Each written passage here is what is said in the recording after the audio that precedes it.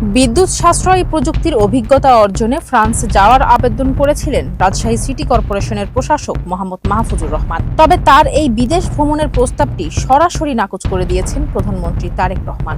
অবশ্য রাজশাহী সিটি কর্পোরেশনের বিদ্যুৎ বিভাগের নির্বাহী প্রকৌশলী ABM আসাদুজ্জামান সুইটের প্রস্তাবটি অনুমোদন করেছেন সরকার প্রধান।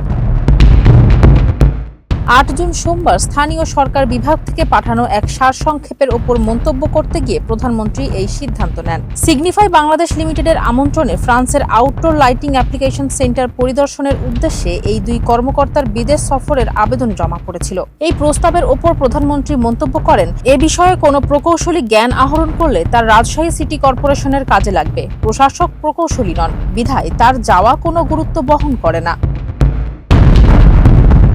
একই সঙ্গে প্রধানমন্ত্রী ভবিষ্যতে এই ধরনের উদ্ভাবনী কাজের ক্ষেত্রে বুয়েট সহ দেশের অন্যান্য প্রকৌশল বিশ্ববিদ্যালয়ের কারিগরি সহযোগিতা নেওয়ার পরামর্শ দিয়েছেন। সংশ্লিষ্ট সূত্র জানায়, অহেতুক বিদেশ ভ্রমণে পাঠিয়ে দেশের রাষ্ট্রীয় অর্থের অপচয় রোধে এবং প্রকৃত বিশেষজ্ঞদের মূল্যায়ন করতেই প্রধানমন্ত্রী এই কঠোর সিদ্ধান্ত নিয়েছেন।